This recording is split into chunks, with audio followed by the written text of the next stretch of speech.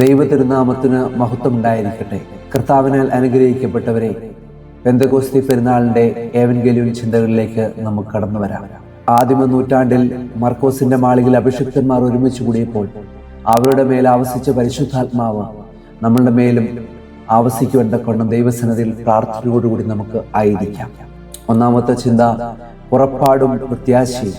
The exodus and the promise. Egypt ദേശത്ത് നിന്ന് പുറപ്പെട്ടതിൻ്റെ 50-ാം ദിവസം അവർ സീനായി മരുഭൂമിയിൽ എത്തിച്ചേർന്നുവെന്ന് പുറപ്പാട് പുസ്തകം 19-ാമത്തെ വാക്യത്തിൽ പറയുന്നു. പഴയ നിയമത്തിലെ ശാബുവോത്ത് അഥവാ കൊയ്ത്തു പെരുന്നാളാണ് പുതിയ നിയമത്തിൽ പെന്തക്കോസ്തയായി മാറുന്നത്.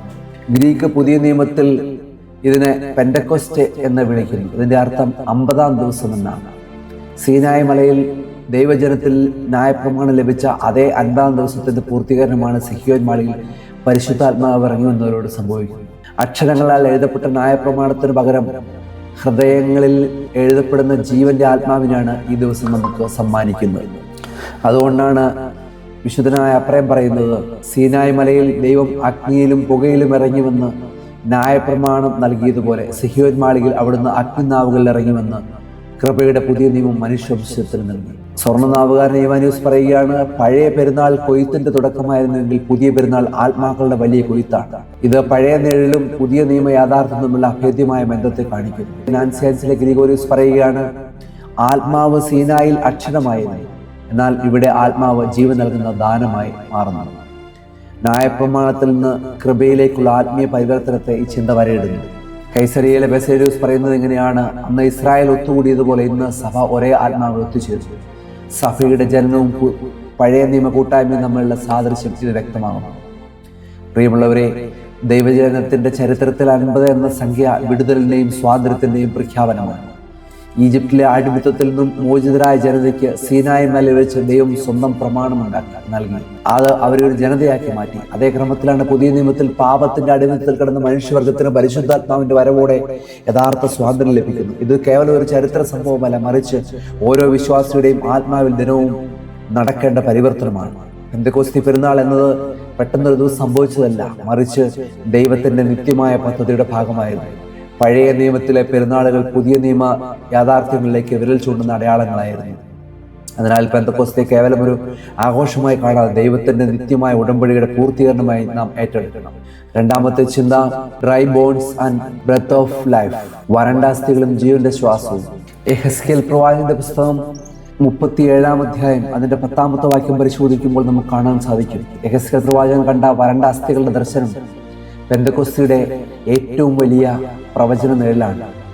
ഗ്രീക്ക് സെപ്റ്റുജന്റിൽ ശ്വാസം അല്ലെങ്കിൽ ആത്മാവ് എന്നതിന് ക്നുമ എന്നാണ് ഉപയോഗിച്ചിരിക്കുന്നത്.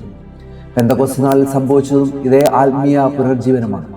പാപത്താലും ലൗകികതയാലും മരവിച്ചുപോയ മനുഷ്യവർഗത്തിലേക്ക് ദൈവത്തിന്റെ ജീവന്റെ ശ്വാസം വീശിയടിക്കുമ്പോൾ അവിടെ പുതിയൊരു ജനത ജനിക്കുകയാണ് ചെയ്യുന്നത്. അലക്സാന്ദ്രിയയിലെ വിശുദ്ധ അത്താനാസ്യൂസ് പറയുകയാണ്, വചനമായിരുന്നവൻ മാംസം ധരിച്ചതുപോലെ അവിടുത്തെ ആത്മാവ് വരണ്ടാസ്ഥികളായ നമ്മുടെ ശരീരങ്ങളിൽ പ്രവേശിച്ച് നമ്മെ നിത്യജീവന്റെ അവകാശികളാക്കി മാറ്റി. ഊർശ്ലേമിലെ വിശുദ്ധ കൂറിലോസ് പറയുകയാണ്, ആത്മാവ് വരണ്ട നിലത്ത് പെയ്യുന്ന മഴ പോലെയാണ്, അത് ജീവനില്ലാത്തതിനെ ജീവനുള്ളത് ആത്മാവ്. പരിശുദ്ധാത്മാവിന്റെ ജീവൻ നൽകുന്ന സ്വഭാവത്തെ ഈ ഉദ്ധരണി വ്യക്തമാക്കിയാണ്. ഈജിപ്തിലെ വിശുദ്ധ മക്കാരിയോസ് പറയുകയാണ്, ദൈവിക ശ്വാസമേൽക്കാത്ത ഹൃദയം യഥാർത്ഥത്തിൽ മരിച്ചതാണ്. ആത്മീയ മരവിപ്പിൽ നിന്നും രക്ഷപ്പെടാൻ ആത്മാവിന്റെ സാന്നിധ്യം അത്യാവശ്യമാണെന്നത് കാണിക്കുകയാണ്. ഐറേനിയസ് പറയുകയാണ്, വിശുദ്ധ ഐറേനിയസ് പറയുകയാണ്, മനുഷ്യൻ മണ്ണും ആത്മാവും ചേർന്നാണ്. ആത്മാവ് നഷ്ടപ്പെടുമ്പോൾ അവൻ വെറും മണ്ണായി മാറുകയാണ്. മനുഷ്യന്റെ ആത്മീയ നിലനിൽപ്പിന് പരിശുദ്ധാത്മാവ് എത്രത്തോളം അത്യന്താപേക്ഷിതമാണെന്ന് ഓർമ്മിപ്പിക്കുന്നു.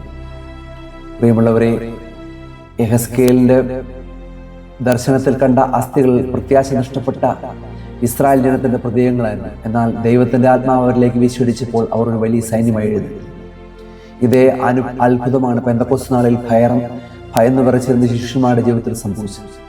ഭയത്തിന്റെ മുറിക്കുള്ളിൽ ഇരുന്നവർ ആത്മാവിന്റെ ശക്തിയാൽ ലോകത്തെ കീഴ്മേൽ മറിച്ച വീരന്മാരായി മാറി. ആത്മാവിന്റെ ദർശനം വ്യക്തികളെയും സമൂഹങ്ങളെയും മാറ്റിമറിക്കാൻ ശക്തമാണ്. നമ്മുടെ വ്യക്തിപരമായ ജീവിതത്തിലും ഇടവക ജീവിതത്തിലും ഉണ്ടാകുന്ന വരൾച്ചകൾക്ക് ഒരേ ഒരു പരിഹാരമുള്ളത് പരിശുദ്ധാത്മാവിന്റെ സാന്നിധ്യമാണ്.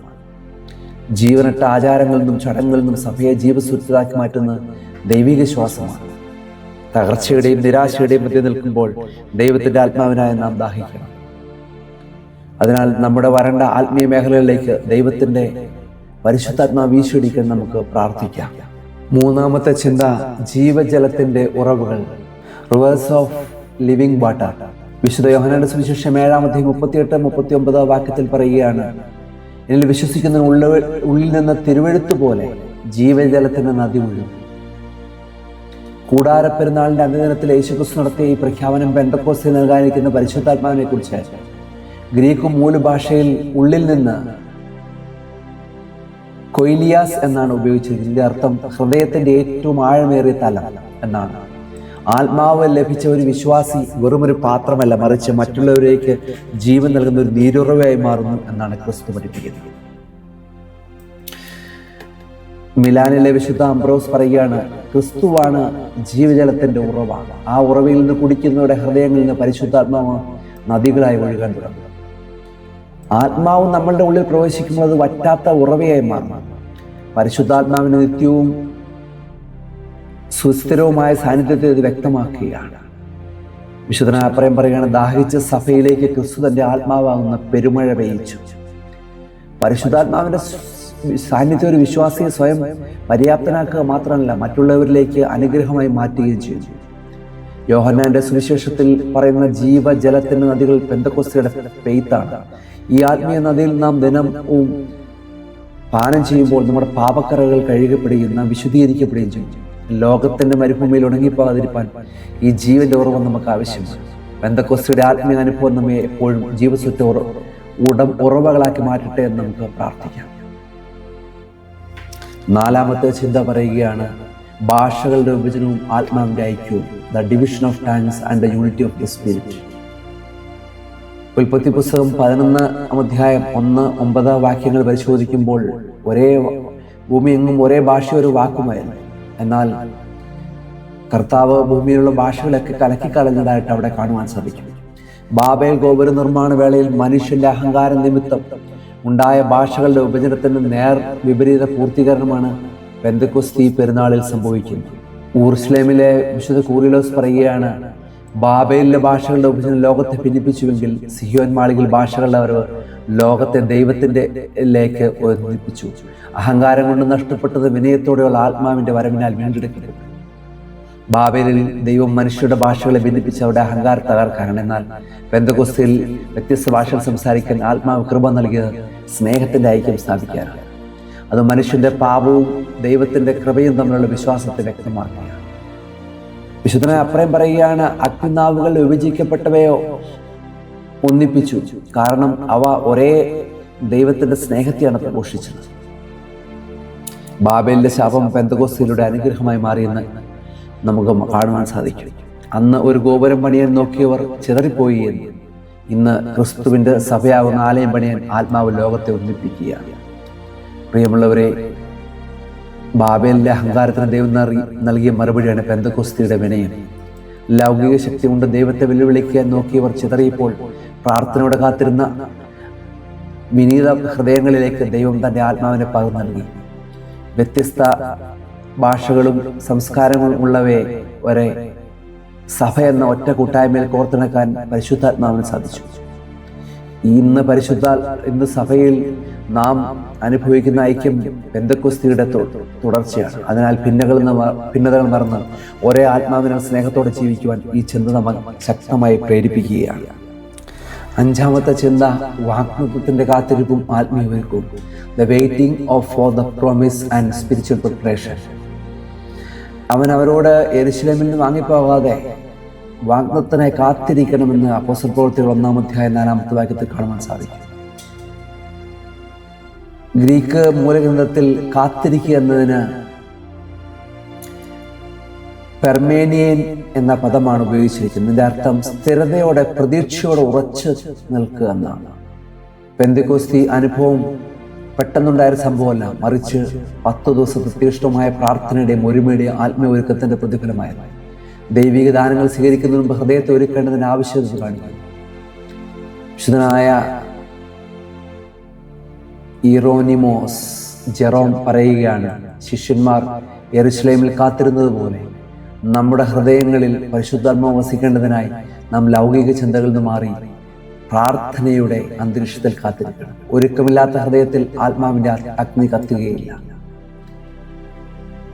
പ്രിയമുള്ളവരെ, നിസ്സയിലെ ഗ്രിഗോറിയോസ് പറയുകയാണ്, ദൈവിക കൃപയ്ക്കുള്ള കാത്തിരിപ്പ് ഹൃദയത്തിന്റെ ശേഷി വർദ്ധിപ്പിക്കും.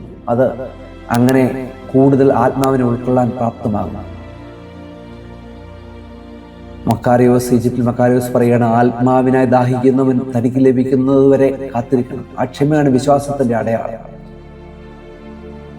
സിഹിയോൻ മാളികയിലെ പ്രാർത്ഥനാപൂർവമായ കാത്തിരിപ്പാണ് സഭയുടെ ആത്മീയയാത്രയുടെ മാതൃക. ഒരുക്കമില്ലാത്ത ഒരു സമൂഹത്തിന് ദൈവത്തിന്റെ വൻകാര്യങ്ങൾ ഏറ്റെടുക്കാൻ കഴിയില്ലെന്ന് പെന്തക്കോസ്തിക്ക് തൊട്ടുമുമ്പുള്ള നാളുകൾ നമ്മെ ഓർമ്മിപ്പിക്കുകയാണ്. വിശ്വസ്തയുടെ കാത്തിരിപ്പ് ഒരിക്കലും വ്യർത്ഥമാകില്ലെന്നതിന്റെ തെളിവാണ് അഗ്നിനാവുകളുടെ ആഗമനം. ലൗകിക കാര്യങ്ങൾക്കായി ധൃതി കൂട്ടുന്ന നമ്മൾ ആത്മീയ നവീകരണത്തിനായി ദൈവിക സന്നിധിയിൽ എത്രമാത്രം സമയം ചെലവഴിക്കുന്നെന്ന് ചിന്തിക്കേണ്ടതുണ്ട്. അതിനാൽ പരിശുദ്ധാത്മാവിന്റെ പുതിയൊരു പെയ്ത്തിറക്കത്തിനായി പ്രാർത്ഥനയോടെ കാത്തിരിക്കുവാൻ ഈ ചിന്ത നമ്മെ ആഹ്വാനം ചെയ്യുകയാണ്. ആറാമത്തെ ചിന്ത, കൊടുങ്കാറ്റും ദൈവിക സാന്നിധ്യം, the mighty wind and divine presence. അപ്പോസ്തല പ്രവൃത്തികൾ രണ്ടാമത്തെ വാക്യത്തിൽ പറയുന്നുണ്ട്, കൊടുങ്കാറ്റടിക്കുന്നതിൽ ആകാശത്തൊരു ശബ്ദമുണ്ടായി. പെന്തക്കോസ്തി നാളിൽ പരിശുദ്ധാത്മാവിന്റെ ആഗമനം പ്രകൃതിയിലൂടെ വലിയൊരു പ്രതിഭാസത്തെയാണ് അടയാളപ്പെടുത്തിയത്.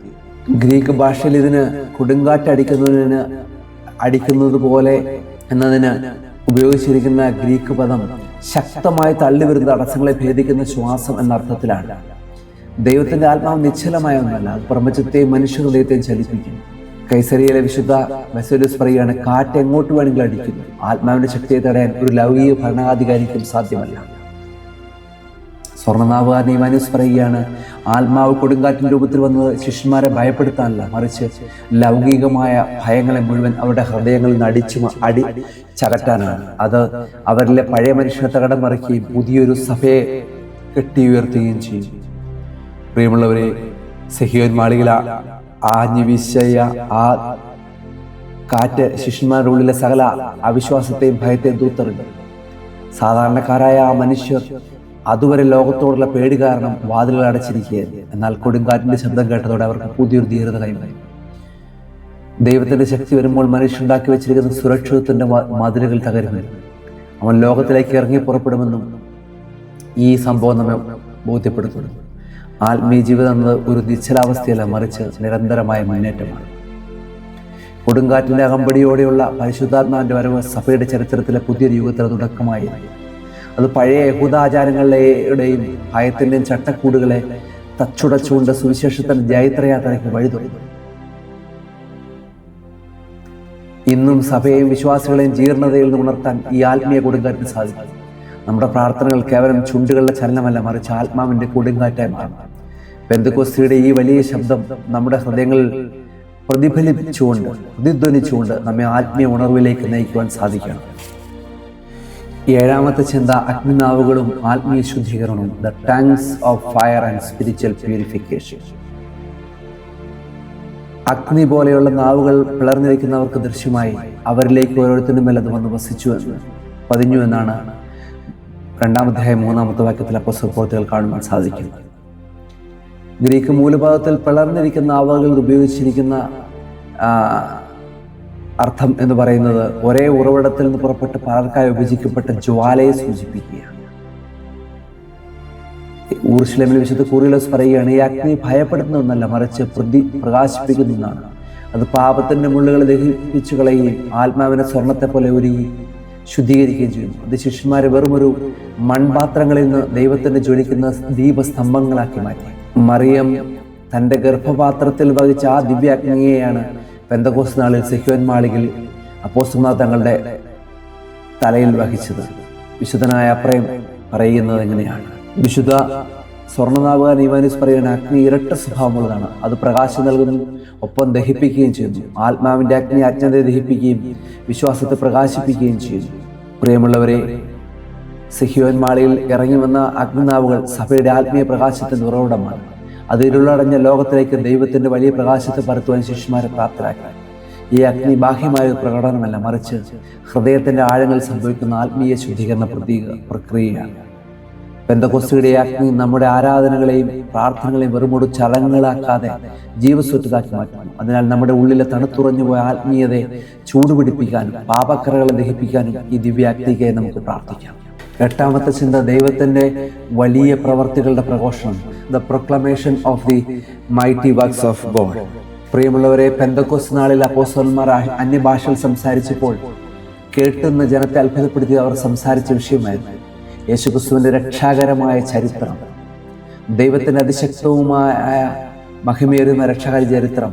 ആത്മാവ് നൽകിയ ഈ ഭാഷാജ്ഞാനം കേവലം ഒരു അത്ഭുത പ്രകടനമായിരുന്നില്ല, മറിച്ച് ലോകത്തിൻ്റെ സകല കോണുകളിലുമുള്ള മനുഷ്യർക്കും ക്രിസ്തുവിൻ്റെ കഷ്ടാനുഭവവും പുനരുദ്ധാനം അവരുടെ ഹൃദയഭാഷയിൽ മനസ്സിലാക്കി കൊടുക്കുന്ന സ്വർഗീയ ഉപാധിയായിരുന്നു. സ്വർണ്ണനാവുകാരൻ ഇവാനോസ് പറയുകയാണ്, അവർ സ്വന്തം മഹിമയോ അത്ഭുത സിദ്ധികളെയല്ല പ്രഘോഷിച്ച്, മറിച്ച് ക്രിസ്തുവിലൂടെ സംഭവിച്ച ദൈവത്തിൻ്റെ വലിയ പ്രവർത്തികളെയാണ്. സുവിശേഷം എല്ലാ ഭാഷകളിലും മുഴങ്ങേണ്ടതാണെന്നതിൻ്റെ ആദ്യ അടയാളമായിരുന്നു പെന്തക്കോസ്തിയിലെ ആ ശബ്ദം. പരിശുദ്ധാത്മാവ് ഭൂമിയിൽ എല്ലാ ഗോത്രങ്ങളെയും ഒരൊറ്റ സ്തുതിപ്പിലേക്ക് നയിച്ചു. അങ്ങനെ വ്യത്യസ്ത ഭാഷകൾ ദൈവത്തെ മഹത്വപ്പെടുത്തുന്ന ഒരൊറ്റ ഗീതമായി മാറി എന്നാണ് ലിയോൺസിലെ വിശുദ്ധ ഐറേനിയസ് പറയുന്നത്. വിശുദ്ധനെ അപ്പുറം പറയുന്ന അപ്പോസ്തലന്മാരുടെ നാവുകൾ ദൈവത്തിന്റെ വലിയ പ്രവർത്തികൾ എഴുതുന്ന സ്വർഗീയ എഴുത്തുകാരന്റെ പേനകളായി മാറി. പ്രിയമുള്ളവരെ, പെന്തക്കോസ്ത് പെരുന്നാളിൽ യേശുവിനും ഒത്തുകൂടി ജനക്കൂട്ടം അപ്പോസ്തലന്മാരെ പരിഹസിക്കുകയോ അല്ലെങ്കിൽ മറ്റ് അന്യഭാഷകൾ സംസാരിച്ചതുകൊണ്ട് അത്ഭുതപ്പെടുകയോ ചെയ്തില്ല, മറിച്ച് ഗലീലയിലെ സാധാരണക്കാരായ മീൻപിടുത്തക്കാർ തങ്ങളുടെ സ്വന്തം നാടുകളുടെ തനത് ശൈലിയിൽ ദൈവത്തിൻ്റെ ആഴമേറിയ രഹസ്യങ്ങളെ രക്ഷാകരമായ പദ്ധതികളെക്കുറിച്ച് അത്യന്തം ഗാംഭീര്യത്തോടെ സംസാരിക്കുന്നത് കേട്ടപ്പോഴാണ് അവർ വിസ്മയഭരിതരായത്.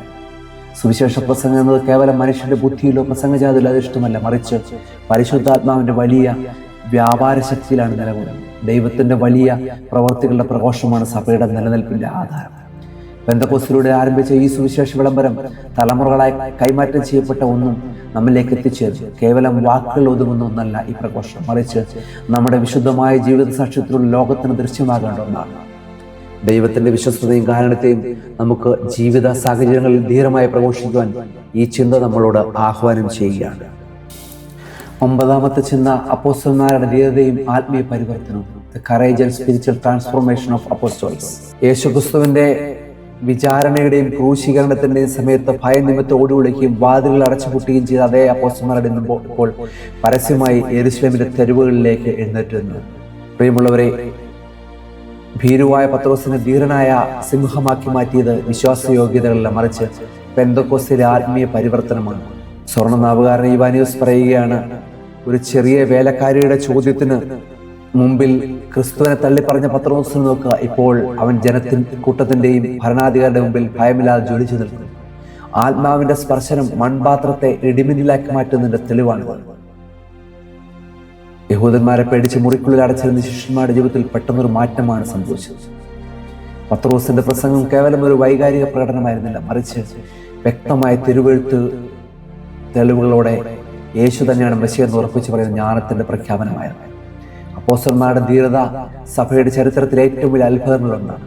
മനുഷ്യന്റെ സ്വാഭാവിക മാറ്റങ്ങൾക്ക് പരിമിതിയുണ്ടെങ്കിലും ദൈവത്തിന്റെ ആത്മാവ് നടത്തുന്ന പരിവർത്തനത്തിന് അതിരുകളില്ല എന്ന ചിന്ത നമ്മെ പഠിപ്പിക്കുകയാണ്. ഭയനിമിത്തം വളർന്നു പോകുന്ന നമ്മുടെ ആത്മീയ ജീവിതങ്ങൾക്ക് അപ്പോസ്തലന്മാരുടെ പരിവർത്തനം വലിയൊരു പ്രത്യാശ നൽകുന്നുണ്ട്. സഭയിൽ നേരിടുന്ന വെല്ലുവിളികളെ നേരിടുവാൻ നമുക്ക് വേണ്ടത് ലൗകിക തന്ത്രങ്ങളല്ല, മറിച്ച് അപ്പോസ്തലന്മാർക്ക് ലഭിച്ച അതേ പെന്തക്കോസ്തി ധീരതയാണ്. അതിനാൽ ഭയത്തിന്റെ സകല ചങ്ങലകളെ പൊട്ടിച്ചെറിഞ്ഞ് ക്രിസ്തുവിന്റെ സാക്ഷിയാകുവാൻ ഈ ചിന്ത നമ്മെ ഉണർത്തുകയാണ്. യോവേൽ പ്രവാചകൻ, 10ാമത്തെ ചിന്ത, യോവേൽ പ്രവാചകന്റെ പ്രവചന പൂർത്തീകരണം, ഫുൾഫിൽമെന്റ് ഓഫ് ജോയസ് പ്രൊഫസി. യോവേൽ പ്രവാചന പുസ്തകം 2-ാം അധ്യായം 28-ാമത്തെ വാക്യത്തിൽ പറയുന്നുണ്ട്, സകല ജഡത്തിന്മേൽ എൻ്റെ ആത്മാവിനെ പകരും. അവരുടെ നിങ്ങളുടെ പുത്രിമാരും പ്രവചിക്കും. പെന്തക്കോസ്ത് നാളിൽ സംഭവിച്ച അത്ഭുതങ്ങളെ പരിഹസിച്ച യഹൂദന്മാർക്ക് മുമ്പിൽ പത്രോസ്ലീഹ പഴയ നിയമ പ്രവചനങ്ങളുടെ പൊരുൾ തുറന്ന് കാണിക്കുകയാണ് ചെയ്തത്. ആയതുകൊണ്ട് പ്രിയമുള്ളവരെ, അലക്സാന്ദ്രിയയിലെ വിശുദ്ധ കൂറിലോസ് പറയുകയാണ്, ദൈവം തന്റെ ആത്മാവിനെ ഒരു പാത്രത്തിൽ നിന്ന പോലെ സകല മനുഷ്യരിലേക്ക് പകർന്നു. യോവേൽ ദീർഘദർശനം ചെയ്ത ആ അവസാന കാലം ക്രിസ്തുവിന്റെ സഭയുടെ ജനനത്തോടെ ആരംഭിച്ചിരിക്കുന്നു. അവിടെ ദാസനെന്നോ സ്വതന്ത്രമെന്നോ വ്യത്യാസമില്ല, എല്ലാവരെയും പ്രവചനപരം പ്രാപിക്കുകയാണ്. വിശുദ്ധനായ സ്വർണ്ണനാവുകാരൻ ഇവാനിയോസ് പറയുകയാണ്, പഴയകാലത്ത് ആത്മാവ് അളവോടെയാണ് നൽകപ്പെട്ടതെങ്കിൽ ഇവിടെ കൃപയുടെ അണക്കെട്ടുകൾ തുറക്കപ്പെട്ടിരിക്കുന്നു. സകല ജഡവും എന്ന വാക്ക് ജാതി ഭേദമന്യുള്ള ദൈവത്തിന്റെ സാർവത്രിക വിളിയെ സൂചിപ്പിക്കുകയാണ്. യോവേൽ പ്രവാചകൻ നൂറ്റാണ്ടുകൾക്ക് മുമ്പ് ദർശിച്ച ആ വലിയ ആത്മീയ വിപ്ലവത്തിനായ യെരൂശലേം സാക്ഷ്യം വഹിച്ചു. സഭയുടെ ചരിത്രത്തിലെ ഏറ്റവും വലിയ വഴിത്തിരിവാണ് പെന്തക്കോസ്തിലൂടെ പൂർത്തീകരിക്കപ്പെട്ടത്. അളവില്ലാതെ പകരപ്പെട്ട പരിശുദ്ധാത്മാവ് ഇന്നും സഭയിൽ സജീവമായി നിലകൊള്ളുന്ന യാഥാർത്ഥ്യം നമ്മെ ആശ്വസിപ്പിക്കേണ്ടതാണ്. ദൈവത്തിൻ്റെ വചനം ലോകത്തോട് വിളിച്ചു പറയുവാൻ നമ്മെ ഈ ചിന്ത ഓർമ്മിപ്പിക്കുന്നത് നമ്മുടെ ജീവിതത്തിലേക്ക് ഈ ആത്മാവ് വീണ്ടും പകരപ്പെടുമ്പോൾ മാത്രമാണ് യഥാർത്ഥ ക്രിസ്തീയ സാക്ഷിയായി മാറുന്നത്. അതിനാൽ പ്രവചനത്തിൻ്റെ ആത്മാവിനാൽ ജ്വലിച്ച് ദൈവവചനം ലോകത്തോട് വിളിച്ചു പറയുവാൻ നമ്മളോട് ഓർമ്മിപ്പിക്കുകയാണ്. ഈ പെന്തക്കോസ്തി പെരുന്നാളും സുറിയാനി ഓർത്തഡോക്സ് സഭ ദൈവശാസ്ത്രത്തിൽ മൂറോൻ അഭിഷേകവും തമ്മിലുള്ള വലിയ ആത്മീയേറിയ ബന്ധമാണുള്ളത്. പെന്തക്കോസ്തി പെരുന്നാളിൽ സിഹിയോൻ മാളിൽ ഒത്തുകൂടിയ അപ്പോസ്തലന്മാരുടെ മേൽ അഗ്നിനാവുകളെ പെയ്തിറങ്ങിയ അതേ പരിശുദ്ധാത്മാവിനെ സഭയിലെ ഓരോ വിശ്വാസിയിലേക്കും വ്യക്തിപരമായി പകർന്നു നൽകുന്ന ശുശ്രൂഷയാണ് മാമോദിസയ്ക്ക് ശേഷമുള്ള വിശുദ്ധ മൂറോൻ അഭിഷേകം. അതുകൊണ്ട് തന്നെയാണ് ഇതിനെ ഓരോ വിശ്വാസിയുടെയും വ്യക്തിപരമായ പെന്തക്കോസ്തി എന്ന് വിശേഷിപ്പിക്കുന്നത്. കൂടാതെ രോഗികളുടെ തൈലാഭിഷേകവുമായിട്ടും ഈ പെന്തക്കോസ്തി പെരുന്നാളിന് വളരെയധികം ബന്ധമുണ്ട്. അപ്പോസ്തലന്മാർ നേരിട്ട് നടത്തിയിരുന്ന കൈവെപ്പ് പ്രാർത്ഥനയിലൂടെ തുടർച്ചയാണ് ഈ വിശുദ്ധ തൈലാഭിഷേകം സഭയിൽ നിലനിന്ന് പോരുന്നത്. ഈ കൂദാശയിലൂടെ വിശ്വാസിയുടെ കണ്ണ്, കാത്, നാവ്, ഹൃദയം തുടങ്ങിയ എല്ലാ ശരീരഭാഗങ്ങളെ കുരിശാകൃതിയിൽ വിശുദ്ധ തൈലം പൂശി മുദ്രയിടുന്നു. ഇത് കേവലം ഒരു ചടങ്ങല്ല, മറിച്ച് ഒരു വ്യക്തിയെ ലൗകികമായ അടിമത്തത്തിൽ നിന്ന് മോചിപ്പിച്ച് ദൈവത്തിൻ്റെ സ്വന്തം ജനവും തിന്മയോട് പോരാടാൻ ആത്മീയ വരങ്ങൾ ലഭിച്ച രാജകീയ പുരോഹിത വർഗവുമാക്കി മാറ്റുന്ന സ്വർഗീയ പ്രഖ്യാപനമാണ്. ചുരുക്കത്തിൽ പെന്തക്കോസ്ത പെരുന്നാൾ സഭ എന്ന കൂട്ടായ്മയ്ക്ക് പൊതുവായി ലഭിച്ച ആത്മീയ ഊർജ്ജമാണെങ്കിൽ മൂറോൻ അഭിഷേകം ദൈവികാഗ്നിയെ ഓരോ വിശ്വാസിയുടെ ഹൃദയത്തിലേക്ക് പകർത്തുകയും അവനെ പരിശുദ്ധാത്മാവിന്റെ ജീവനുള്ള ആലയമാക്കി മാറ്റുകയും ചെയ്യും. പരിശുദ്ധ സഭയിൽ ഈ മുട്ടുകുത്തലിൻ്റെ 3 ക്രമങ്ങളാണ് നമുക്ക് കാണുവാൻ സാധിക്കുന്നത്. ഒന്നാമതായിട്ട് പിതാവാം ദൈവത്തോട്. ആദ്യത്തെ പ്രാർത്ഥനയിൽ നാം പ്രപഞ്ച സൃഷ്ടാവും സർവശക്തനുമായ പിതാവ് ദൈവത്തിൻ്റെ മുമ്പാകെ മുട്ടുകുത്തിയാണ്. നാം ദൈവത്തിൻ്റെ സൃഷ്ടികളാണെന്നും നമ്മുടെ പാപങ്ങൾ ക്ഷമിച്ച് നമ്മെ വീണ്ടെടുക്കണമെന്നും ഈ ഭാഗത്ത് യാചിക്കുകയാണ്. രണ്ടാമത് പുത്രനായ ദൈവത്തോട്. രണ്ടാമത്തെ പ്രാർത്ഥന നാം പുത്രനായ യേശുക്രിസ്തുവിന്റെ മുമ്പാകെ മുട്ടുകുത്തിയാണ്. മൺപറഞ്ഞു പോയ നമ്മുടെ പൂർവികരെയും എല്ലാവരെയും ഓർത്ത് പുത്രനായ ദൈവത്തോട് നമ്മൾ കരുണ ചെയ്യാനായിട്ട് പ്രാർത്ഥിക്കുകയാണ്. മൂന്നാമത്തെ ശുശ്രൂഷ പരിശുദ്ധാത്മാവിനോടുള്ളതാണ്. പെന്തക്കോസ്ത് നാളിൽ സിഹിയോൻ മാളിൽ ഇറങ്ങി വന്ന ആശ്വാസപ്രദനായ പരിശുദ്ധാത്മാവിനോട് നാം മുട്ടുകുത്തി യാചിക്കുകയാണ്. വ്യക്തിപരമായി നമ്മളിലേക്ക് പരിശുദ്ധാത്മാവ് വസിക്കാനും തൻ്റെ സ്വർഗീയ വരങ്ങളാൽ നമ്മെ നിറയ്ക്കുവാൻ ഈ ഭാഗത്ത് പ്രാർത്ഥിക്കുകയാണ്. അപ്പോസ്തലന്മാരുടെ മേൽ അഗ്നിനാവുകൾ വന്ന് പതിച്ചതിനെ അനുസ്മരിച്ച് വിശുദ്ധ ജലം തളിക്കുന്ന ശുശ്രൂഷയും ഈ 3 ശുശ്രൂഷയിലും ഇതിൻ്റെ ഭാഗമായിട്ട് നടക്കുകയാണ്. സുറിയാനി ഓർത്തഡോക്സ് സഭാ ദൈവശാസ്ത്രത്തിൽ പെന്തക്കോസ്തി പെരുന്നാൾ എന്നത് കേവലം ഒരു ചരിത്ര സംഭവത്തിൻ്റെ ഓർമ്മപ്പെടുത്തല്ല, മറിച്ച് സഭയുടെ ജനനവും പരിശുദ്ധാത്മാവിൻ്റെ നിരന്തരമായ പെയ്ത്തിറക്കവും ആഘോഷിക്കുന്ന അതീവ രഹസ്യവും മനോഹരമായ കൂദാശയാണ്. ഒന്ന് സഭയുടെ ഔദ്യോഗിക ജനനമാണ്, the birth of the church. Suriyani പിതാക്കന്മാരുടെ ദർശനമനുസരിച്ച് ക്രിസ്തുവിൻ്റെ വിലാപ്പുറത്തുനിന്ന് രക്തവും വെള്ളവും പുറപ്പെട്ടപ്പോൾ സഭയുടെ ഗർഭധാരണം നടന്നു. എന്നാൽ പെന്തക്കോസ്ത് മാളിയിൽ വെച്ച് പരിശുദ്ധാത്മാവ് അഗ്നിനാവുകളായി ഇറങ്ങി വന്നപ്പോഴാണ് സഭ ഈ ഭൂമിയിൽ ഔദ്യോഗികമായി ജന്മമെടുത്തത്. അതുകൊണ്ട് പെന്തക്കോസ്ത് എന്നാൽ സഭയുടെ ജന്മദിനമാണ്. രണ്ടാമത് ശൂന്യമാക്കലിൻ്റെ പൂർത്തീകരണം, കംപ്ലീഷൻ ഓഫ് ഡിവൈൻ എക്കണോമി. സുറിയാനി ദൈവശാസ്ത്രത്തിൽ പിതാവായ ദൈവം മനുഷ്യരക്ഷയ്ക്കായി ഒരുക്കിയ പദ്ധതിയുടെ പൂർത്തീകരണമാണ് പെന്തക്കോസ്തി. പുത്രൻ തമ്പുരാൻ തൻ്റെ ഭൂമിയിലെ ദൗത്യം പൂർത്തീകരിച്ച് സ്വർഗാരോഹണം ചെയ്തു. സഭയെ അവിടുന്ന് അനാഥമായി വിട്ടില്ല, പകരം തൻ്റെ സാന്നിധ്യം സഭയിൽ എന്നേക്ക് നിലനിർത്താൻ ആശ്വാസപ്രദമായ പരിശുദ്ധാത്മാവിനെ അയച്ചു തന്നു. ക്രിസ്തു സ്വർഗത്തിലേക്ക് ഉയർത്തപ്പെട്ടതുകൊണ്ടാണ് ആത്മാവ് ഭൂമിയിലേക്ക് ഇറങ്ങി വന്നത്. മൂന്നാമതായി ബാബേൽ ഗോപുരത്തിൻ്റെ ശാപമോചനം. സുറിയാനി ആരാധനാക്രമത്തിൽ പ്രാർത്ഥന ഏറ്റവും മനോഹരമായി പറയുന്ന ഒരു താരതമ്യമാണിത്. പഴയ നിയമത്തിൽ മനുഷ്യൻ ദൈവത്തിനെ അഹങ്കരിച്ച് ബാബേൽ ഗോപുരം പണിതപ്പോൾ പുതിയ നിയമത്തിൽ പെന്തക്കോസ്ത് ദിവസത്തിൽ പരിശുദ്ധാത്മാവ് അപ്പോസ്തലന്മാർക്ക് ഭാഷകൾ സംസാരിക്കാനുള്ള വരം നൽകിയപ്പോൾ ലോകത്തിന് നാനാഭാഗത്തുള്ളവർക്ക് ഒരൊറ്റ സന്ദേശമായി മാറി. ബാബേൽ ഉണ്ടായ ഭിന്നതയെ മാറ്റി മനുഷ്യവർഗത്തെ ക്രിസ്തുവെന്ന ഏക ശരീരത്തിൽ ഒന്നിപ്പിക്കുന്ന ശുശ്രൂഷയാണ് പരിശുദ്ധാത്മാവ് പെന്തക്കോസ്തിലൂടെ ചെയ്തത്. നാലാമത് കാൽ മുട്ടുകുത്തൽ ശുശ്രൂഷയുടെ ദൈവശാസ്ത്രമാണ്. ഈസ്റ്റർ പെരുന്നാൾ മുതൽ പെന്തക്കോസ്ത് വരെയുള്ള 50 ദിവസങ്ങൾ സുറിയാനി സഭയിൽ മരണത്തിന്മേലുള്ള ക്രിസ്തുവിന്റെ വിജയത്തിന്റെ കാലഘട്ടമാണ്. അതിനാൽ ഈ ദിവസങ്ങളിൽ സഭയിൽ ആരും മുട്ടുകുത്താറില്ല. എന്നാൽ പെന്തക്കോസ്ത് ദിവസം പെട്ടെന്ന് സഭ മുട്ടുകുത്തുന്നു. അതിന് 2 കാരണങ്ങളുണ്ട്. മനുഷ്യവർഗത്തിന്റെ മേൽ ദൈവത്തിന്റെ ആത്മാവ് എഴുന്നള്ളുമ്പോൾ സൃഷ്ടികളായി നാം അത്യന്തം ഭയഭക്തിയോടെ മുട്ടുകുത്തി ആരാധിക്കുന്നു. വീണുപോയ മനുഷ്യവർഗത്തിന്റെ പാപങ്ങൾ ക്ഷമിക്കാനായി 3 പ്രാർത്ഥനകളിലൂടെ സ്തുതിയോട് നാം യാചിക്കുന്നു. 5-ാമതായിട്ട് പെന്തക്കോസ്ത് ശുശ്രൂഷയുടെ അവസാന ഭാഗത്ത് പുരോഹിതൻ വെള്ളം വാഴ്ത്തി ജനങ്ങളുടെ മേൽ തളിക്കാറുണ്ട് 3 ശുശ്രൂഷയിൽ. പരിശുദ്ധാത്മാവിനെ സുറിയാനി പിതാക്കന്മാർ വറ്റാത്ത ജീവന്റെ ഉറവയും സ്വർഗീയ പെയ്ത്തായുമാണ് വിശേഷിപ്പിക്കുന്നത്. യേശുക്രിസ്തു യോർദാനിൽ സ്നാനമേറ്റപ്പോൾ ഉണ്ടായ അതേ പരിശുദ്ധാത്മാവിന്റെ സാന്നിധ്യം പെന്തക്കോസ്തിൽ ജലം തളിക്കുന്നതിലൂടെ സഭയിലെ ഓരോ വിശ്വാസിയുടെ മേലും വീണ്ടും പുതുക്കപ്പെടുന്നു. പ്രിയമുള്ളവരെ, സുറിയാനി സഭയുടെ പെന്തക്കോസ്ത് പെരുന്നാളിന്റെ മുട്ടുകുത്തൽ പ്രാർത്ഥന കേവലം ഒരു പ്രാർത്ഥനയല്ല, മറിച്ച് അതീവ ആഴമേറിയ സുറിയാനി പദങ്ങളാൽ കോർത്തിണക്കിയ ദൈവശാസ്ത്ര സത്യങ്ങളാണ്. ഈ ശുശ്രൂഷയിൽ സഹായിക്കുന്ന അനേക സുറിയാനി പദങ്ങളുണ്ട്. പരിശുദ്ധാത്മാവിനെ റൂഹോ കാദീഷ്, റൂഹോ, പാറക്കലീത്തോ എന്നീ തുടങ്ങിയ അനേക പദങ്ങളിലൂടെ പരിശുദ്ധാത്മാവിനെ ആവാസത്തെയും ഒക്കെ വിശേഷിപ്പിക്കുകയാണ്. ഓരോ പ്രാർത്ഥനയുടെ അവസാനവും വിശ്വാസികൾ മുട്ടുകുത്തി ദൈവത്തോട് നിലവിളിക്കുന്നത് കുറിയയിലായി കർത്താവെ ഇങ്ങോട്ട് കരുണ ചെയ്യണമേ എന്ന ഒരേ സ്ഥലത്തിലാണ്. വീണുപോയ മനുഷ്യവർഗത്തെ ഭാഷകളുടെ അതിർവരമ്പുകളില്ലാതെ ഒന്നാക്കി മാറ്റിയ പെന്തക്കോസ്തിയുടെ അനുഭവം ഈ സുറിയാനി സഭയുടെ പ്രാർത്ഥനയോടെ ഇന്നും സഭയിൽ ജീവസുറ്റതാക്കി നിലകൊള്ളുന്നു. ആയതുകൊണ്ട് ഈ 10 ചിന്തകളും നമ്മൾക്ക് പരിശുദ്ധാത്മാവിനെ സ്വീകരിക്കുന്ന ഈ നാളുകളിൽ ദൈവത്തോട് അടുക്കുവാനായിട്ട് ഇടവരുത്തട്ടെ എന്ന് ഉറപ്പിച്ചുകൊണ്ട് നിർത്തുന്നു. ദൈവത്തിരുനാമം മാത്രം മഹത്വപ്പെടട്ടെ. ആമേൻ.